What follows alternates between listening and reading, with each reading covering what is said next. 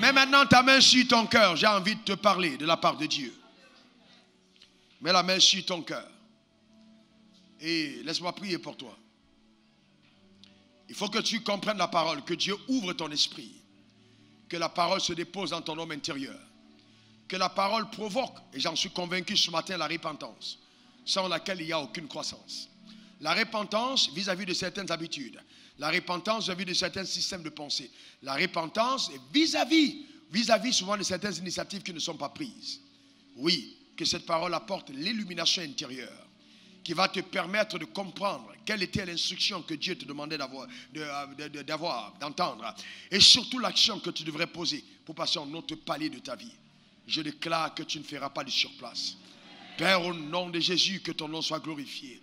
Merci au Père d'ouvrir l'intelligence. Merci de me permettre de parler avec un langage simple et accessible. Que la puissance habituelle qui accompagne mes propos, encore aujourd'hui, se dégage au travers de la parole. Et que les cœurs soient en feu, véritablement en feu. Les cœurs soient en feu.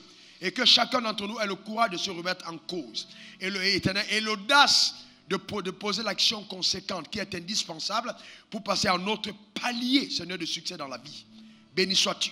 Car nous avons décidé de vivre selon les standards du ciel et non ceux de la terre. Au nom de Jésus, nous avons prié. Quelqu'un dise Amen 3 fois. Amen. Amen. Amen. Nous allons continuer. Si vous pouvez vous asseoir, mesdames, mesdemoiselles et messieurs. Vous vous asseoir. Ok, nous allons avoir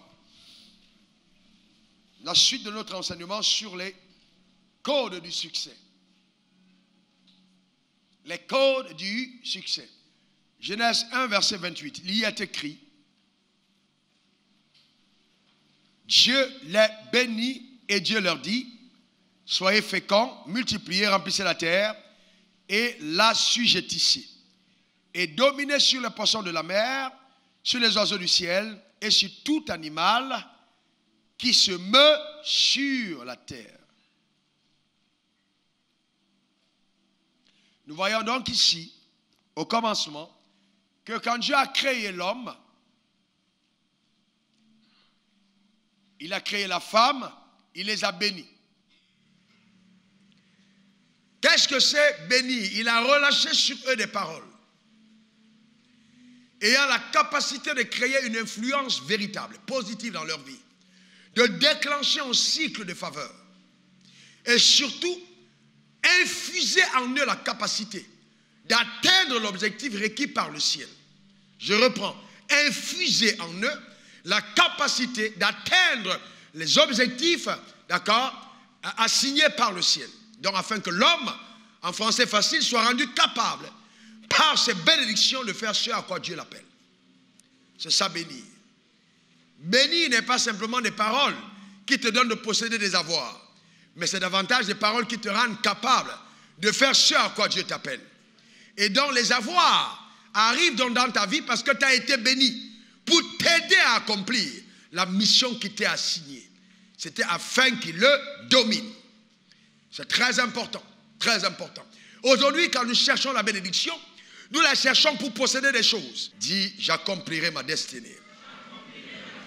Et quand Jésus est venu dans Jean 10, verset 10, il dit, le voleur ne vient que pour dérober, égorger et détruire. Mais moi, je suis venu afin que les brebis aient la vie et qu'elles soient dans l'abondance. Donc là, Jésus dit clairement que si aujourd'hui les hommes ne sont pas à même justement de dominer, d'accomplir leur responsabilité assignée par le ciel, c'est parce que Satan est venu voler, il est venu dérober, il est venu détruire. Mais au commencement, il n'en était pas ainsi. Mais il dit, je suis venu afin que les brebis aient la vie et qu'elles soient dans l'abondance. Là, voyez-vous, qu'elles soient dans l'abondance.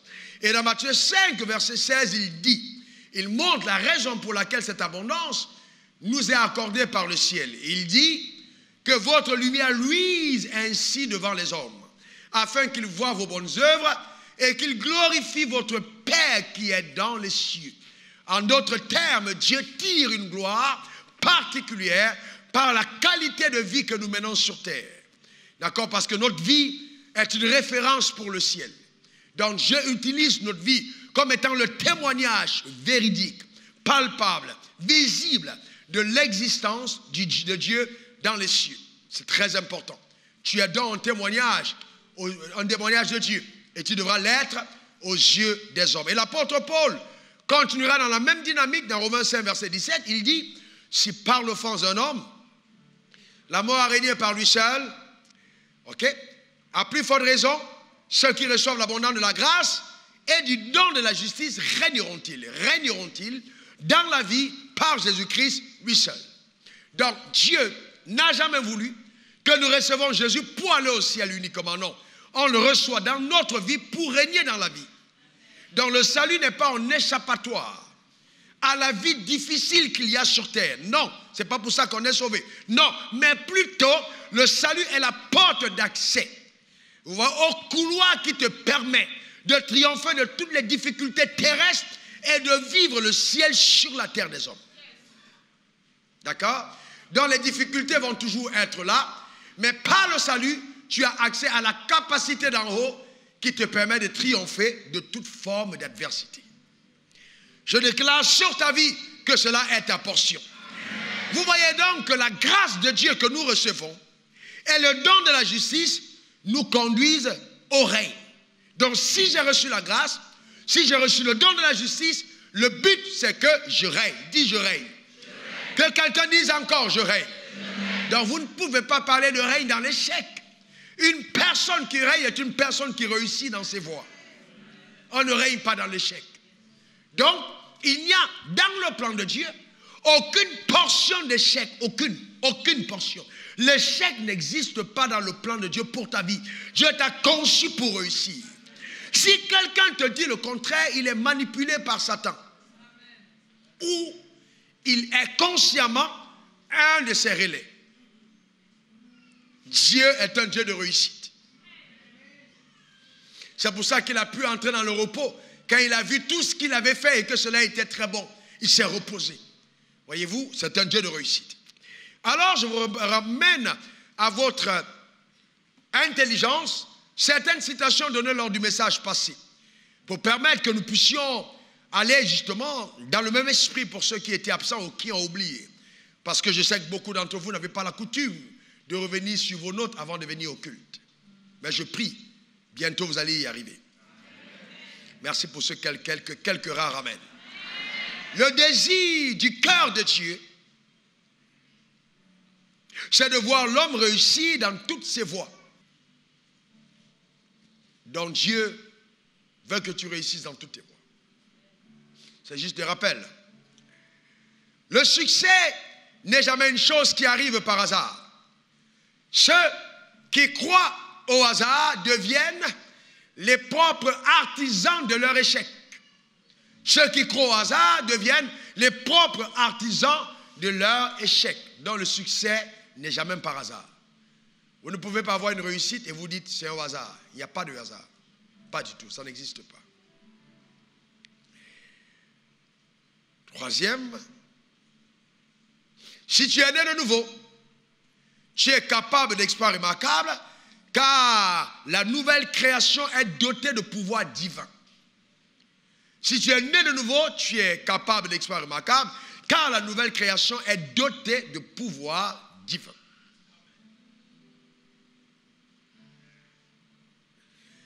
Dans la pensée de Dieu, numéro 5.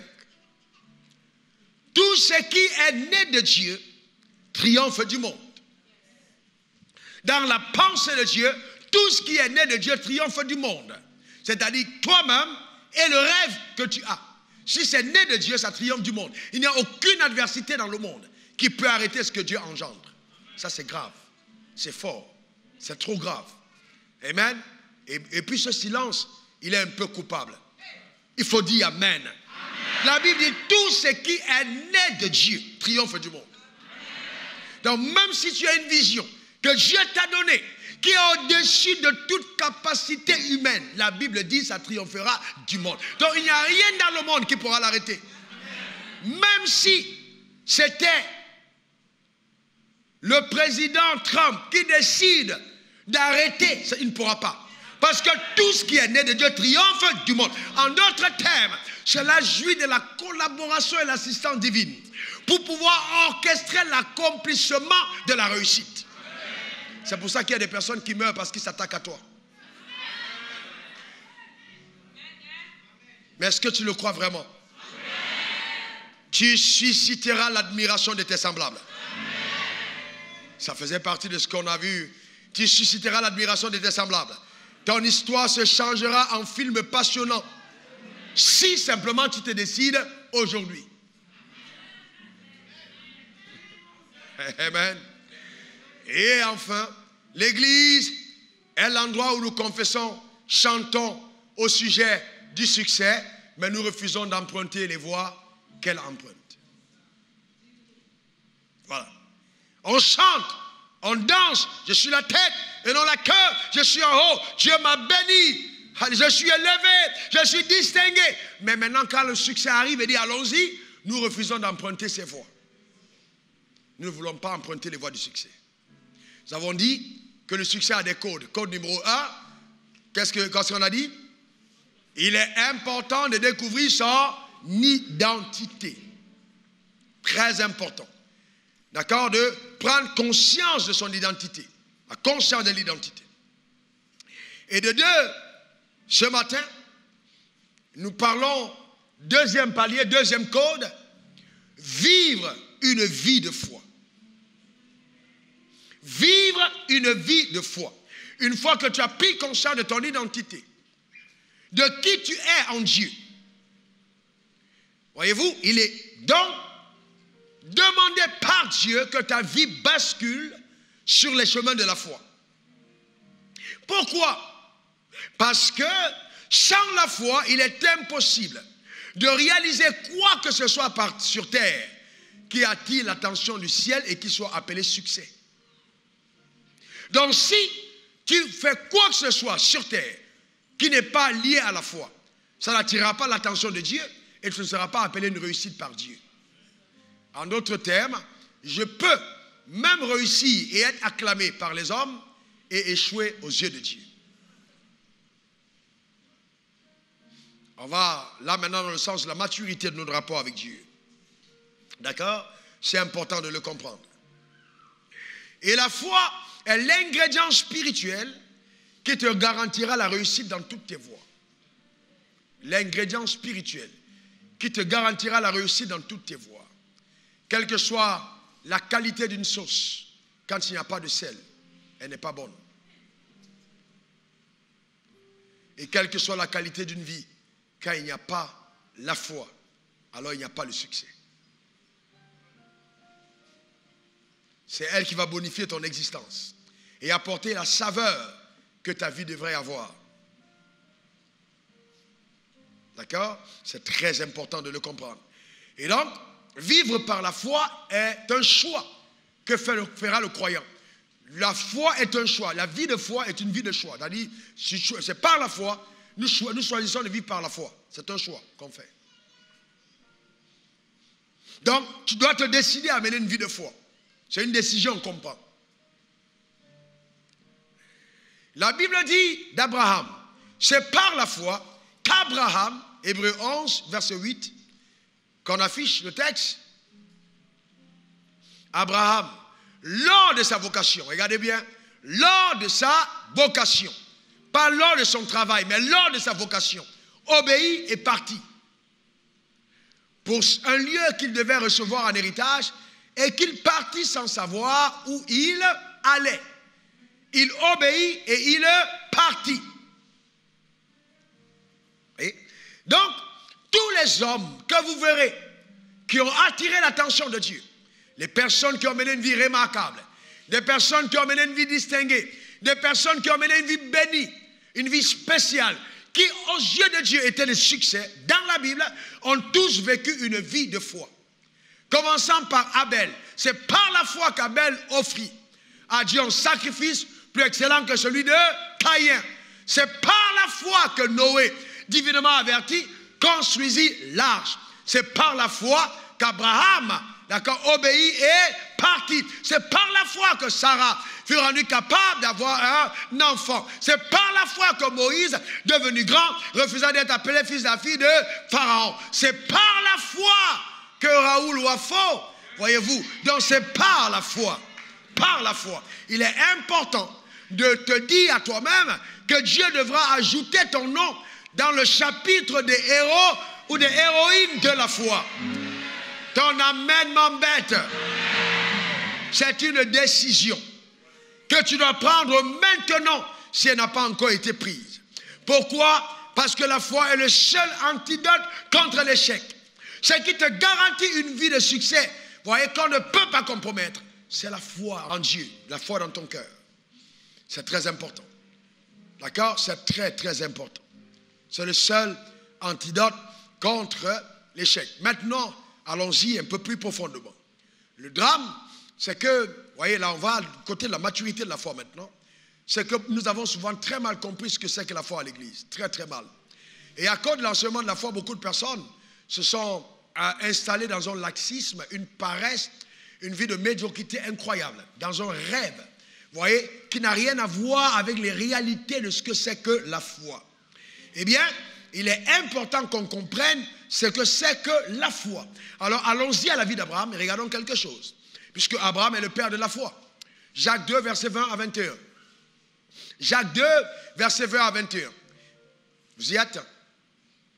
Jacques 2, 20 à 21. Il y est écrit: veux-tu savoir, ô homme vain, que la foi sans les œuvres est inutile? Que la foi sans les œuvres est inutile. Verset 21. Abraham, notre père, ne fut-il pas justifié par les œuvres lorsqu'il offrit Isaac sur l'autel? Voyez-vous? Donc, la foi, ce n'est pas simplement le fait de s'asseoir et d'attendre que Dieu fasse tout à notre place. Non, non, non, non. La foi doit nous amener à œuvrer.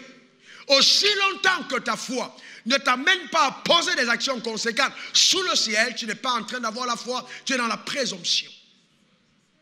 La foi pousse à l'action. Tant que ma foi ne me pousse pas à agir, quelque part, je suis en train de rêver.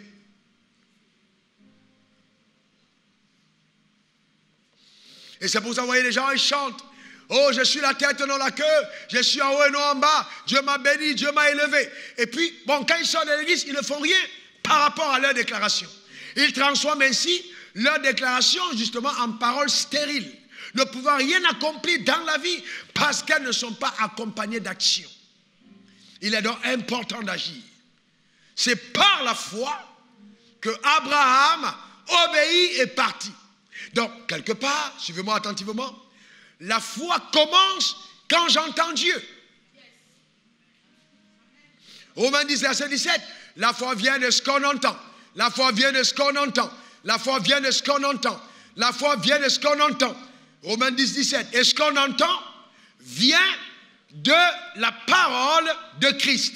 Une autre version parlera de la parole de Dieu. La foi vient de ce qu'on entend. De ce qu'on entend. Quels sont ceux parmi vous qui veulent marcher par la foi? Eh bien, lève ta main, ou bien baisse la main. Maintenant, revenons-y. Allons-y plus profondément. Vous voulez réussir dans la vie, levez la main. Alléluia. Amen.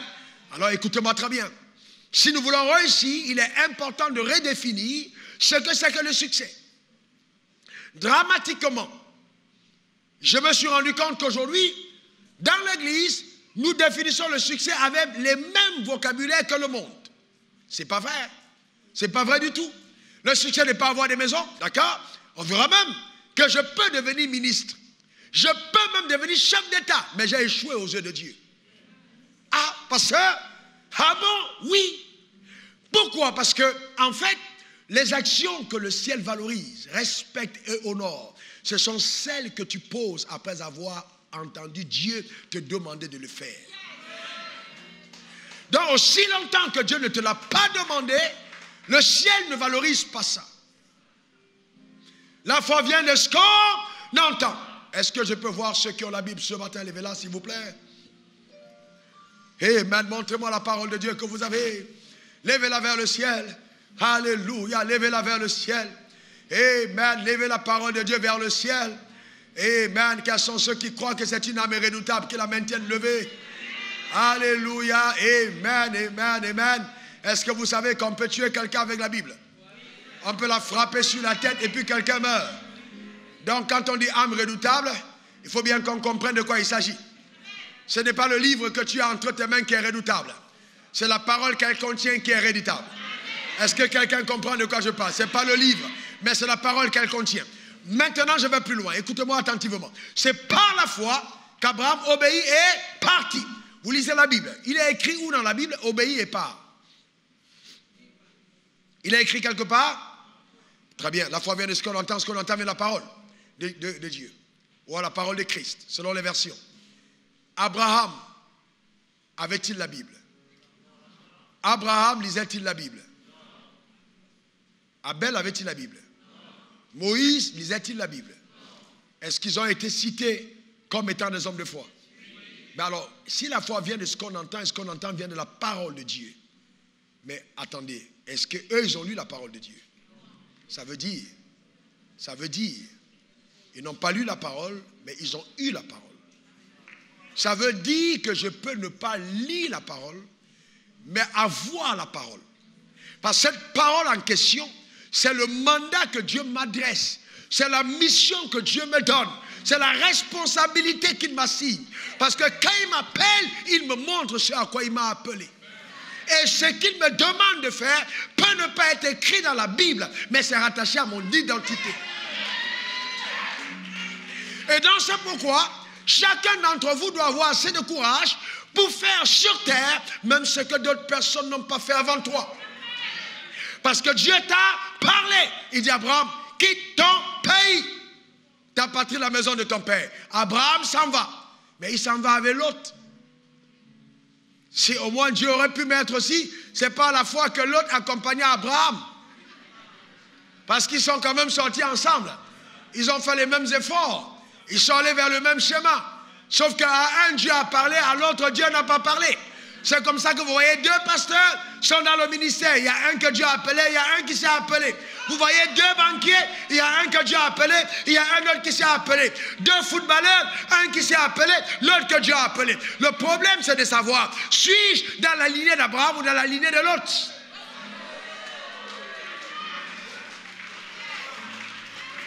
Ce que je fais, est-ce que je le fais selon le modèle d'Abraham ou selon le modèle de l'autre? Est-ce que c'est parce que quelqu'un d'autre est parti et que je dois partir avec lui? Qu'est-ce que Dieu t'a dit? Dieu ne va pas comptabiliser ce qu'il ne t'a pas demandé de faire. Il ne bénira pas la vie qui s'engage dans un couloir qui n'est pas le couloir de la destinée choisie. Je veux t'annoncer ce matin avec un cœur vraiment passionné. Je veux vraiment te dire ce matin qu'il y a un chemin tracé pour ta vie. Il y a vraiment un chemin tracé. Ne tombe pas dans la séduction du siècle présent qui consiste à croire que ta vie a réussi parce que tu as obtenu les choses. Non. Et encore non, ce n'est pas vrai. Pas du tout. D'accord? C'est très important de le comprendre. Et donc, Dieu nous appelle à lui. Et vous allez vous rendre compte que toutes les personnes dont Dieu célèbre la vie sont des personnes qui ont fait ce que Dieu a demandé. Regardez Abel, il dit c'est par la foi qu'Abel offrit un sacrifice plus excellent que celui de Caïn. Maintenant suivez-moi bien, quels sont ceux qui veulent aller en eau profonde? Alors suivez-moi attentivement. Vous savez que l'agneau de Dieu a été immolé depuis la fondation du monde, n'est-ce pas? Que Jésus a été immolé avant la fondation du monde. Et que quand Adam pêche, ce n'est pas ce jour que Dieu cherche la solution. Elle était déjà dans le ciel. Mais le vrai problème, c'est que Dieu cherchait comment faire descendre la solution du ciel sur la terre. Donc il fallait que quelqu'un l'y autorise, quelqu'un collabore avec lui. Donc quand Dieu parle sûrement à Abel et à Caïn, il demande, envoyez-moi un agneau. Caïn dit, moi dans tous les cas, je suis cultivateur, ton affaire d'agneau, je te donne ce que j'ai. Et donc Abel, il apporte le premier de son troupeau. Donc quand Dieu reçoit, il reçoit là ce qui donne la possibilité à Dieu d'envoyer plus tard son agneau. Et c'est pour ça que Jésus est appelé aussi agneau de Dieu, pour répondre à l'action d'Abel sur terre, dans le jardin d'Éden. Est-ce que vous comprenez? Plus tard, quand on voit Abraham, Abraham ne donne pas l'agneau, Abraham donne son fils. Donc Abraham continue de pousser l'action d'Abel à un autre niveau, permettant à l'agneau envoyé par Dieu d'être un fils. Donc chacun d'entre eux, à un palier, répond à l'appel de Dieu sur sa destinée.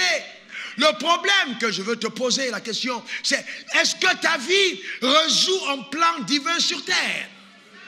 Est-ce que la vie que tu mènes est en train de satisfaire une attente céleste? Est-ce que ça correspond à un désir de Dieu qu'il veut voir réalisé sur terre pour lequel il t'a mandaté? Aussi longtemps que ça ne correspond pas, tu es en train de vivre vainement ta vie. Et le ciel ne la récompensera pas. Pas du tout. Et c'est là la grande surprise qu'on aura à la fin des temps. La grande surprise. Oh, papa, mais moi j'ai été un grand magistrat. Alléluia. Il dit, ok, j'ai bien compris. D'accord, mais est-ce que c'est ce que je t'avais demandé de faire? Oh, moi j'ai été un grand médecin. Alléluia. Mais est-ce que c'est ce que je t'ai demandé de faire? Oh non, moi j'étais un grand banquier. Fantastique. Est-ce que c'est ce que je t'ai demandé de faire? Le problème, c'est de savoir, suis-je en train de travailler ou je suis en train d'obéir à ma vocation? Et il y a une différence entre le travail et la vocation. Le travail, c'est ce que tu fais sous le soleil qui te donne de quoi subsister. La vocation, c'est ce qui te permet d'accomplir ta destinée. Donc, il y a un moment où on travaille, mais il y a un moment où le travail doit se transformer en vocation.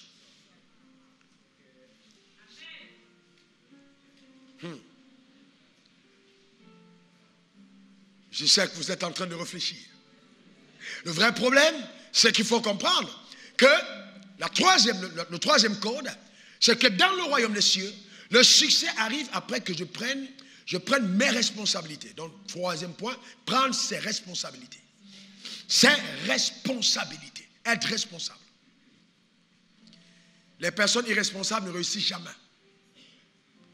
La réussite est la conséquence de la prise de responsabilité.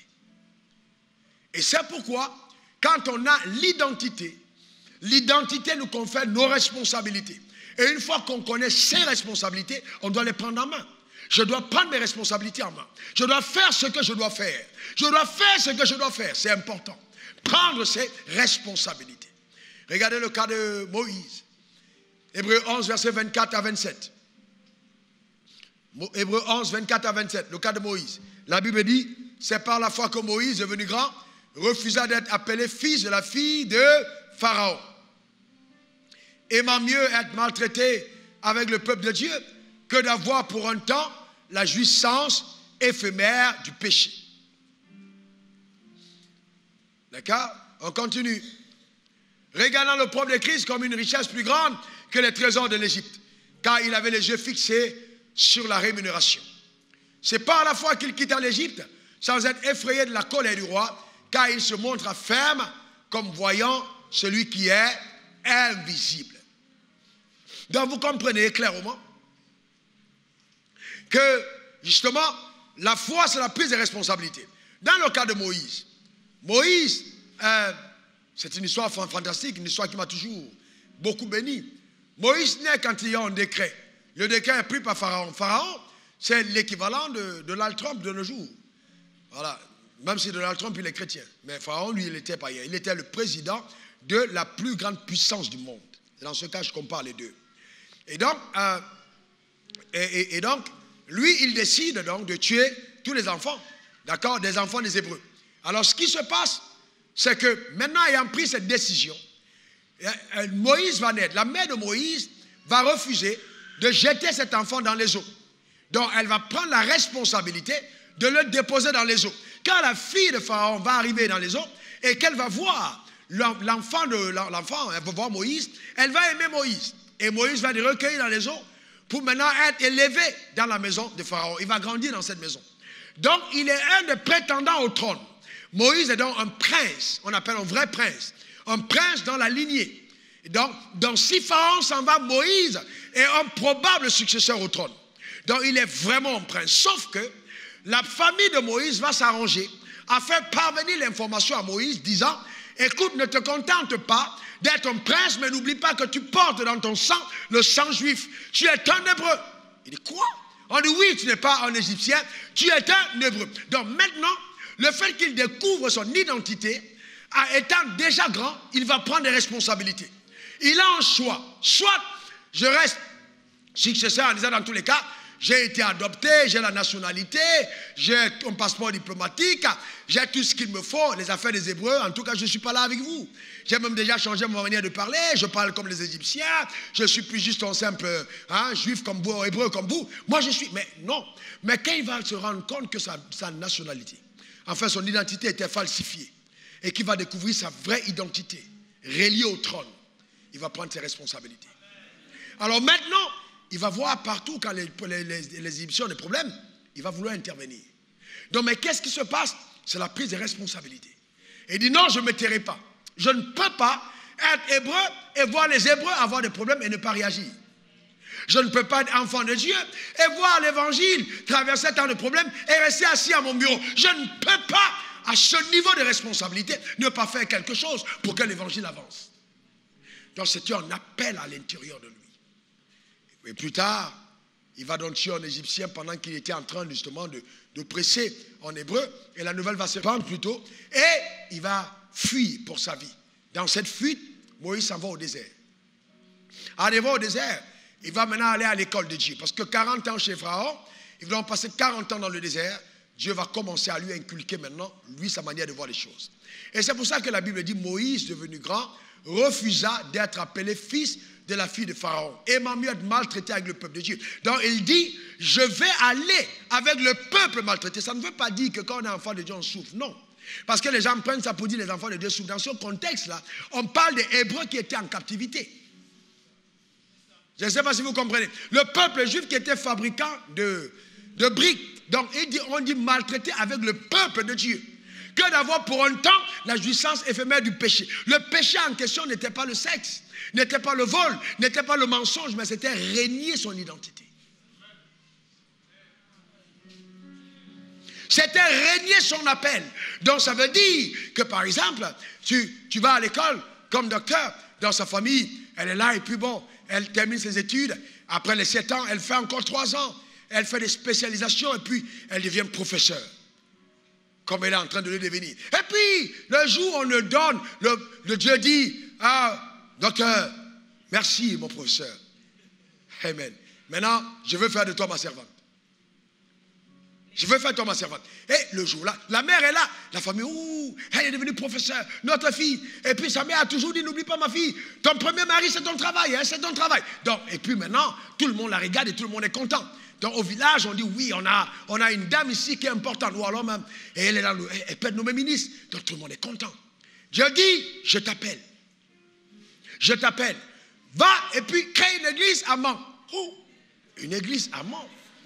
Oui, je t'ai appelé. Voyez-vous. Donc maintenant tu dis, mais c'est pas possible. Qui dit maintenant, je veux partir. Ta maman te dit, t'es folle? T'es folle ou quoi? Comment tu peux laisser un poste aussi élevé pour aller dans les églises là où on ne sait même pas où ils vont?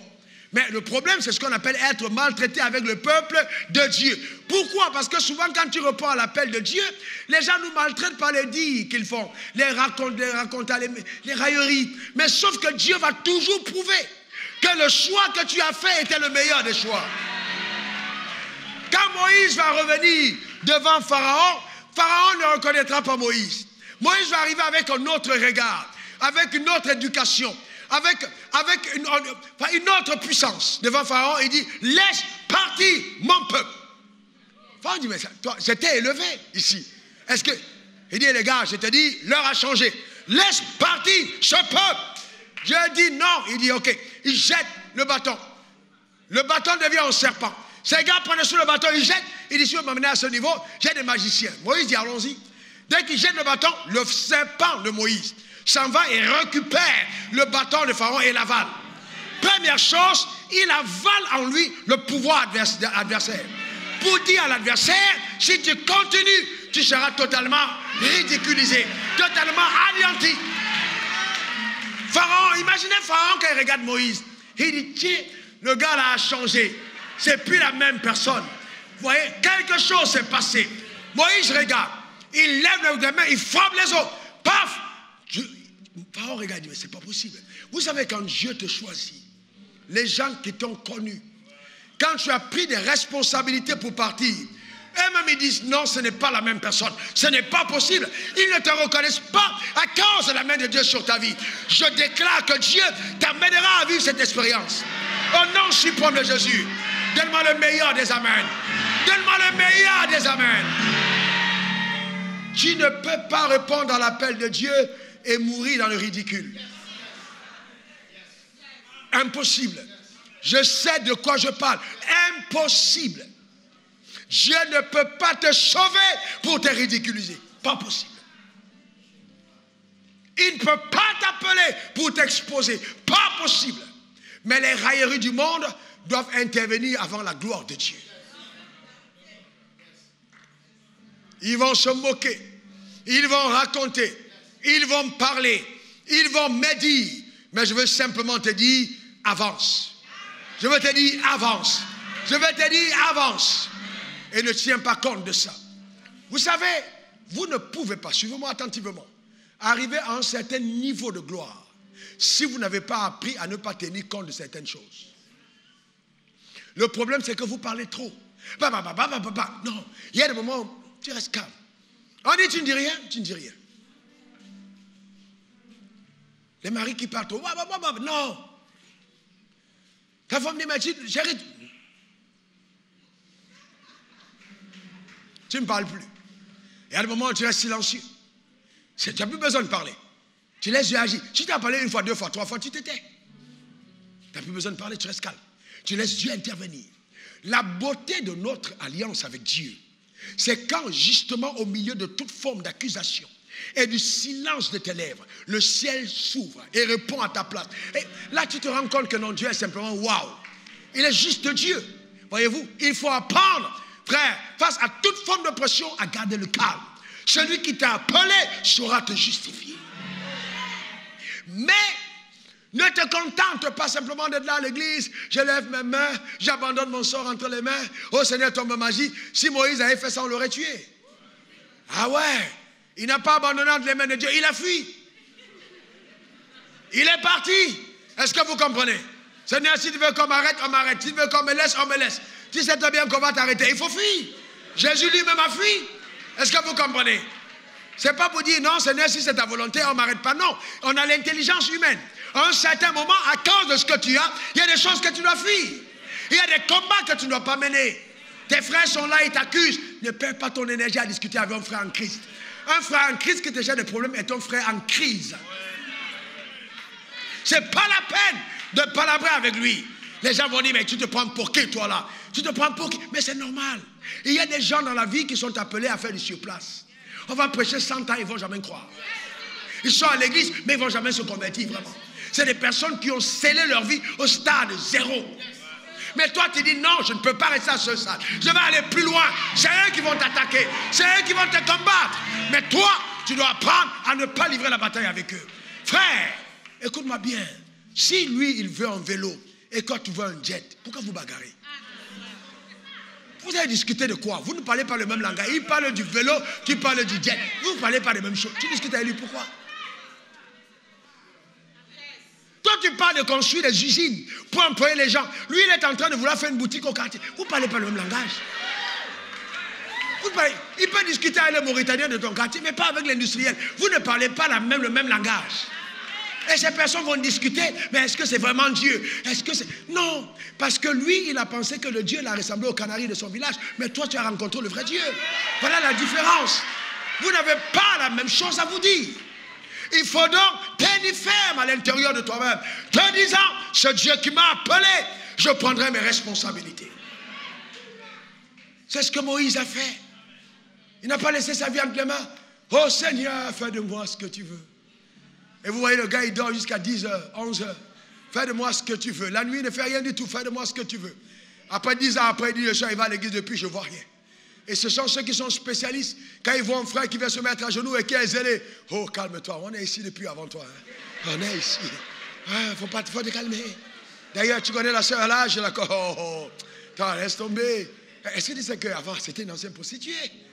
Toi aussi. On est ici depuis. Le vrai problème, c'est qu'en fait, il a scellé sa vie dans la médiocrité, il ne veut pas réussir.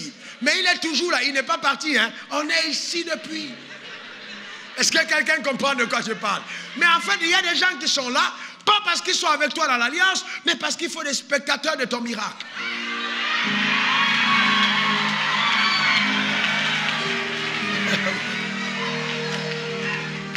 Et ils sont là, ils ne partent pas.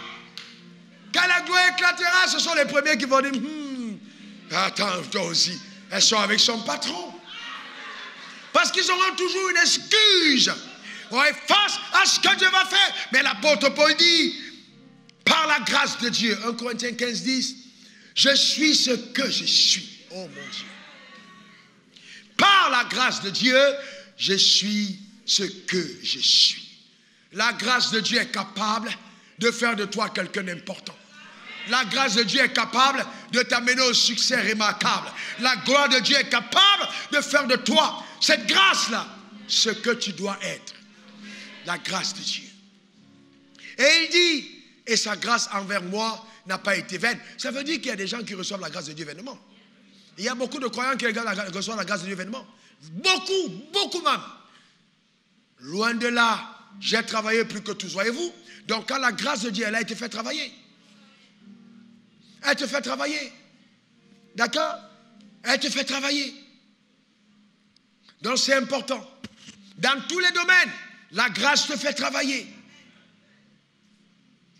Donc il est important de faire quelque chose avec la grâce que tu as reçue. Quelle est la grâce que Dieu t'a donnée? Si c'est la grâce dans les affaires, pense. Vas-y dans les affaires, mais travaille. Ce qui active la grâce, c'est le travail.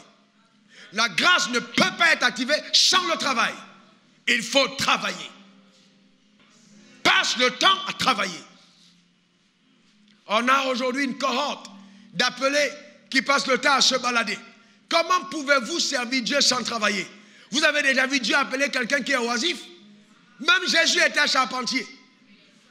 Et toi, tu penses que tu ne dois pas travailler pour que la gloire de Dieu soit avec toi? Ce n'est pas vrai. La grâce, quand elle vient, elle te fait travailler. Dieu n'aime pas les paresseux. La paresse, écoute-moi bien, la paresse est une stigmate de Satan, une empreinte visible de l'enfer encore sur ton âme. Et n'oublie pas que mettre les rouges à lèvres, ce n'est pas travailler. Je connais une dame, elle était toujours au culte Aréta, et puis nous, ma femme et moi, on l'aimait bien, on l'aimait beaucoup. Elle avait une certaine douceur d'apparence. Mais après, on s'est rendu compte qu'elle faisait 3 à 4 heures de temps, 4 heures de temps dans sa douche. Elle était possédée. C'est une possession. Non, je suis sérieux. 4 heures de temps dans la douche. 4 heures. Donc elle arrivait toujours en retard. Il y a des gens qui prient 15 minutes, mais qui se lavent 2 heures de temps. 2 heures. Voyez-vous? Donc vous êtes en train d'indiquer que vous avez limité votre destinée au bas de l'échelle.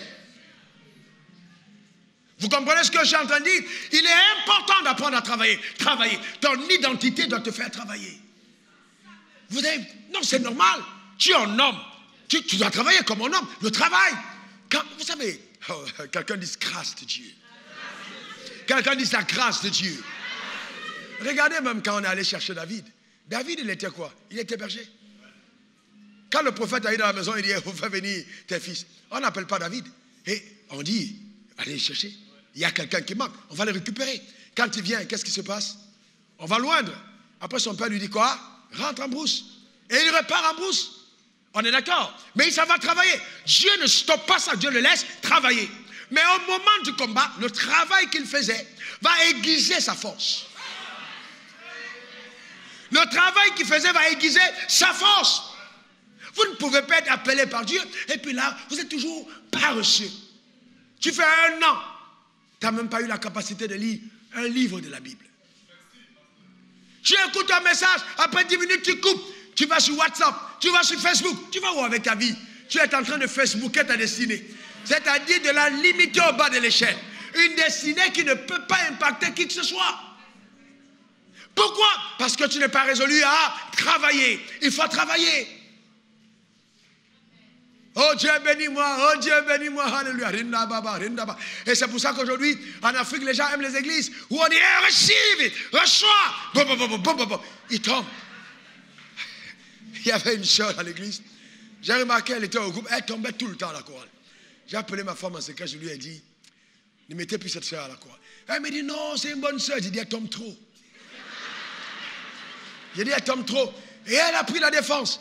Non, c'est une bonne soeur. J'ai dit, aïe, non, il y a quelque chose qui m'embête. Parce que, vous voyez, vous ne pouvez pas être en contact avec Dieu tout le temps ou avec la grâce et vous êtes par terre. Vous tombez tout. Ça veut dire qu'il y a une charge à l'intérieur de vous qui n'est pas bonne. Il y a quelque chose qui n'est pas bon.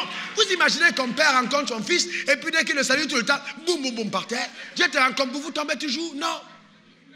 Il y a un jour, on doit tomber. Oui, j'ai l'onction, tu tombes, tu vas tomber. Il n'y a pas de problème. Mais quand tu vas te relever, ton visage va changer. Les gens qui te connaissaient ne vont pas te reconnaître. Pourquoi? Parce que l'impact de la grâce va te donner d'être quelqu'un d'autre. Ta mère va te regarder et dire, ce n'est pas mon fils.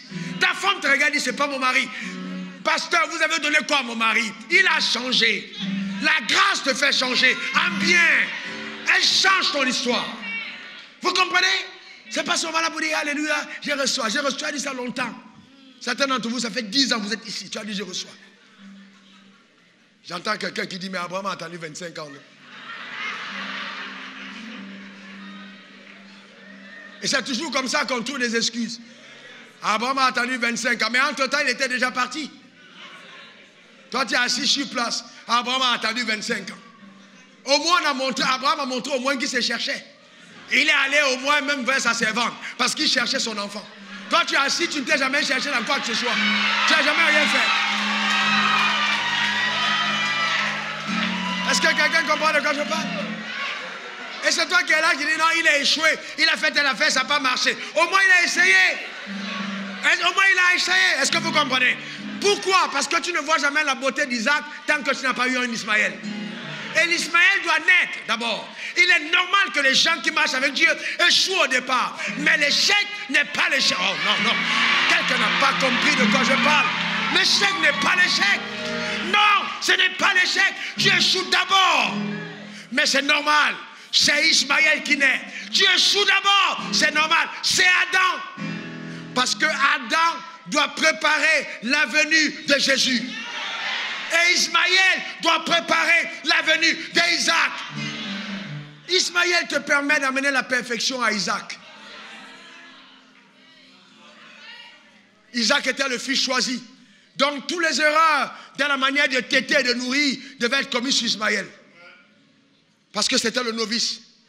Donc, on ne savait pas bien comment faire. Maintenant qu'il se soit entraîné dans la maison pour la venue d'un enfant et que tout était déjà bien. Maintenant, il dit, Ismaël, sors, sors. Sors d'ici, Ismaël. Sors. Je chasse de ta vie tous les Ismaël. Je commande qu'il débarrasse ta vie. Qu'il sorte au nom de Jésus. L'échec n'a pas de place. J'appelle Isaac dans ta vie au nom suprême de Jésus.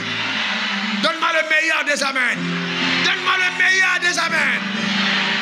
Peut-être que c'est ton travail qui était Ismaël. Ne peux pas chasser ta femme en disant c'est Ismaël. Hein? Non. Parce qu'il y a toujours des gens qui interprètent à gauche. Est-ce que quelqu'un comprend de quoi je parle? Amen. Est-ce que tu es avec moi? C'est important. Donc en fait, l'échec n'est pas un échec. Quand nous marchons dans le couloir de notre destinée, l'échec généralement arrive avant. Les hommes sérieux vont vous dire, quand ils marchent avec Dieu, qu'ils ont échoué avant de réussir. Qu'ils ont tous échoué avant de... Personne ne peut vous dire le contraire. Pourquoi? Parce que l'échec est le précurseur du succès. Quand la terre a été créée, la lumière est venue après les ténèbres. C'est le principe divin. Donc les ténèbres dans ta vie, c'est la bonne nouvelle. La lumière arrive. La lumière arrive. Quel que soit le domaine, il y a toujours l'échec qui commence avant. Mais en fait, ce n'est pas un échec. Non, ce n'est pas un échec. C'est en train de t'équiper. C'est en train de t'armer pour la réussite. Donc n'aie pas peur. Avance, n'aie pas peur.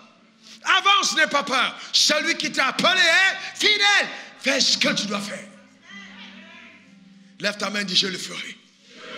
Lève ta main, dis je le ferai. Donc c'est très important, frère. Il faut t'engager pour faire ce que tu dois faire. Dans le domaine où Dieu t'a appelé, fais ce que tu dois faire. Quel est le domaine? Fais-le.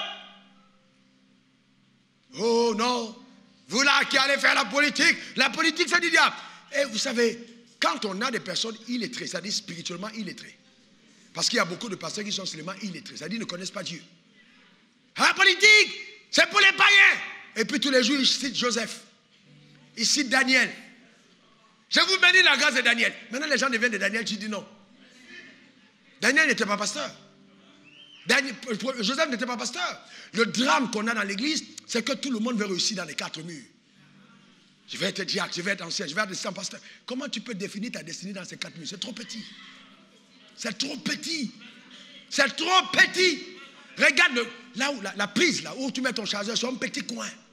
Mais tu prends ton chargeur, tu peux monter dans l'avion avec ton téléphone, dans l'avion. Tu peux aller partout avec le téléphone. Mais le jour de la charge, ça va toujours dans un point caché. Donc l'église est cet endroit-là où Dieu vient t'impacter, il vient t'équiper, il vient te charger, pour impacter et influencer. Je déclare dans ta vie une influence totale dans le couloir de ta destinée. Donne-moi le meilleur des amens. Dans le sport, oui. Comme j'étais content, j'ai vu une vidéo, l'équipe de Croatie chante des cantiques. J'ai frémi. J'ai dit waouh, ils chantent. Tu sens la présence de Dieu. Mais c'est beau ça. C'est très beau. Ils chantent. Même si tous ne sont pas convertis et qu'il y a parmi les croyants, au moins on chante à la gloire de Jésus. C'est pour ça que un pasteur qui impose les mains seulement sur la tête, il n'a pas bien compris. Il y a des moments où il faut imposer sur les pieds. Les gens doivent jouer ballon avec l'onction. Est-ce que quelqu'un comprend de quoi je parle? Oui. Et on a déjà les femmes qui prient beaucoup. Non, si ta prière ne t'amène pas à prendre soin de ta maison, tu pries mal. Ton parler en langue doit t'amener à payer ta maison. Elle doit être clean. Non, pasteur, tu ne sais pas de qui tu parles. Moi, je suis madame un tel. Non, on est tous des serviteurs. Tu es trop grande pour prendre une serpillière. Ouh. Mon Dieu. Esprit de vanité, pas au nom de Jésus. Amen. Vous voyez, il y a des pasteurs qui sont trop grands. Ils ne peuvent pas porter une chaise pour déposer. Oh, c'est le révérend, c'est le révérend, c'est le révérend. Ça ne veut rien dire. Dieu nous appelle serviteurs. Quel que soit le titre qu'on occupe, on doit servir. On doit rentrer à la vérité des choses. Retrouve ton identité. Si tu veux être mademoiselle, sois mademoiselle. Quand tu es mari ou femme, c'est autre chose. Tu dois fonctionner dans ton identité. Ah, me persécute. Ce n'est pas la persécution. Une femme m'a dit, mon mari me persécute trop. J'ai dit, qu'est-ce qu'il fait? Je ne sais pas, je ne comprends pas. Chaque fois qu'il est dans la chambre, il va avoir des rapports avec moi. Ce n'est pas une persécution. Ce n'est pas une persécution. Parce que ton corps ne t'appartient pas, ça lui appartient. Tu ne peux pas dire non,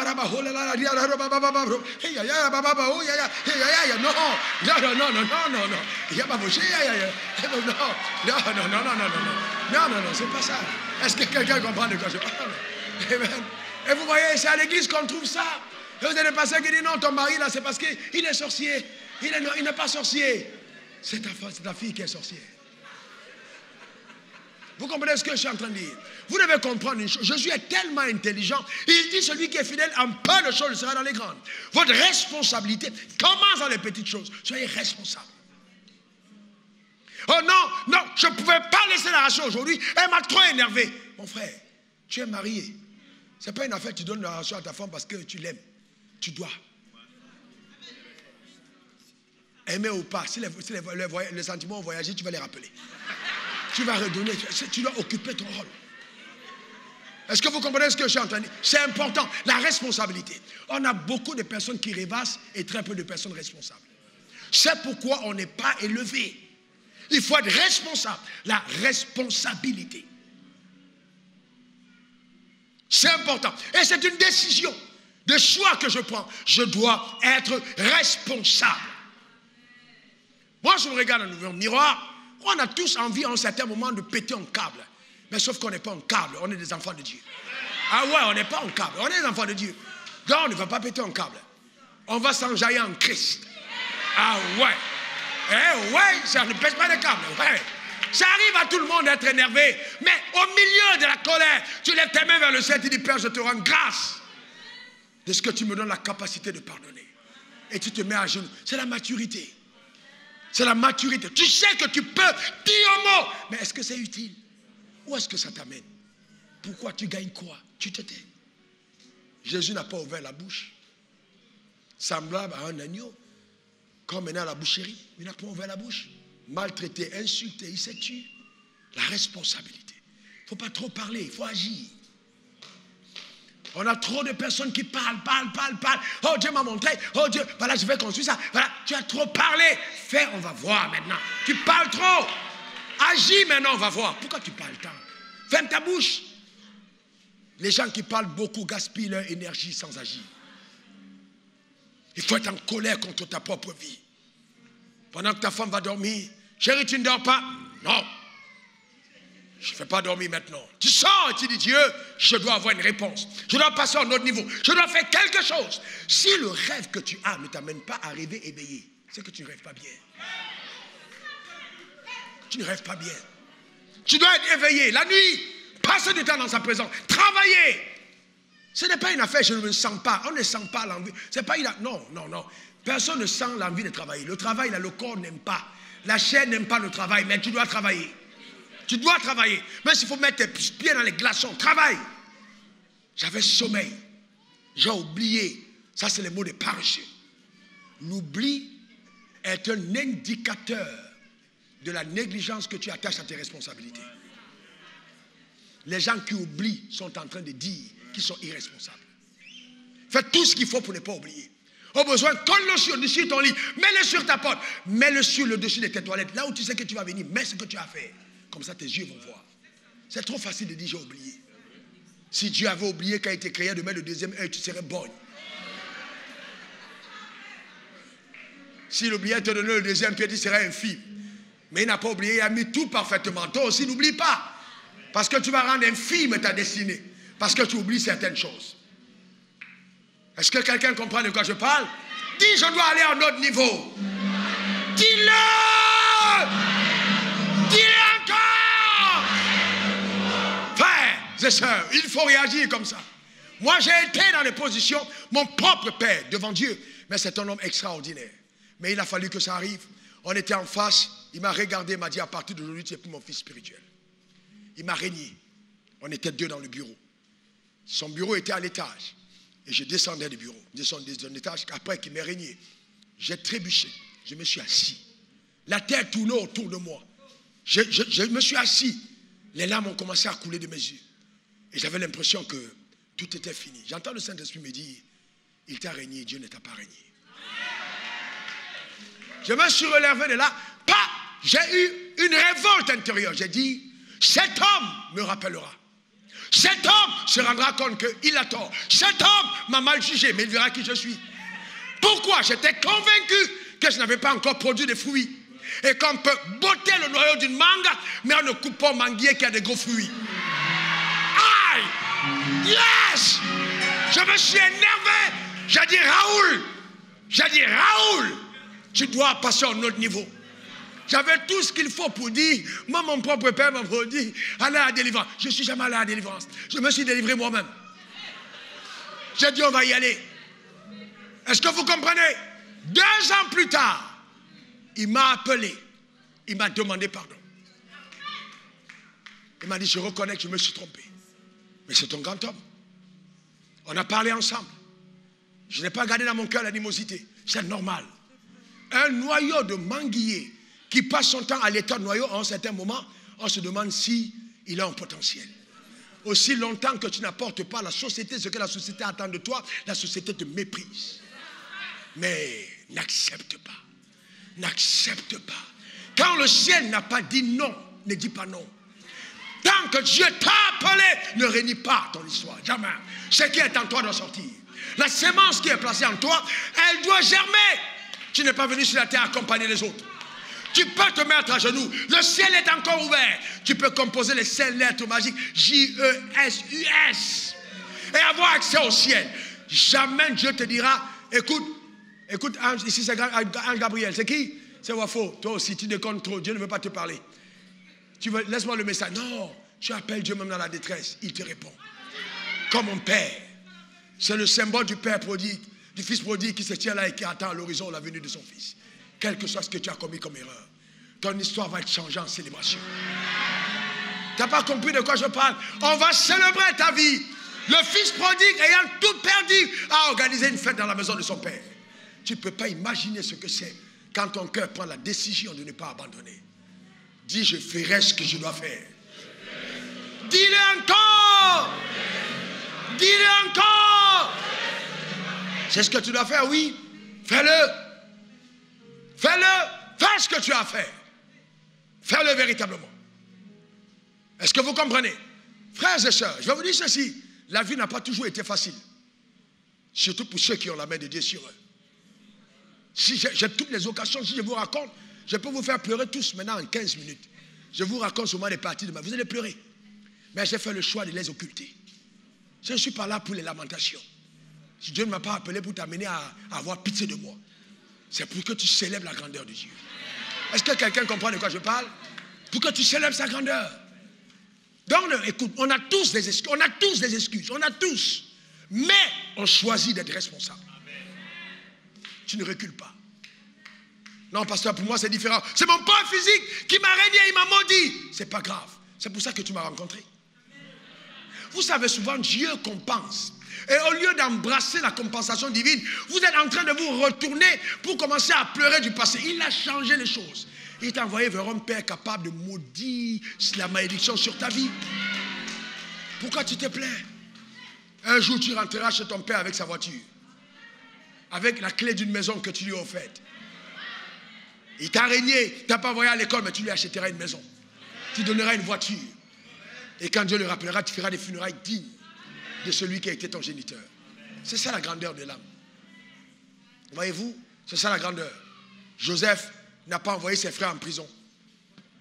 Il a célébré le fait de l'avoir revu. Que ceci soit ta portion. Que cela soit ton partage. Que la main de Dieu soit sur ta vie. Et quel que soit le domaine que Dieu te donne d'exploser. Dans la politique, dans l'art, dans la culture, dans les médias, dans la science, dans l'éducation. Sois donc cette personne sur laquelle Dieu peut compter. On est fatigué des personnes qui se plaignent. Aujourd'hui, on veut des personnes qui répondent aux besoins de la société. Que Dieu bénisse ton âme. Que Dieu bénisse ta vie.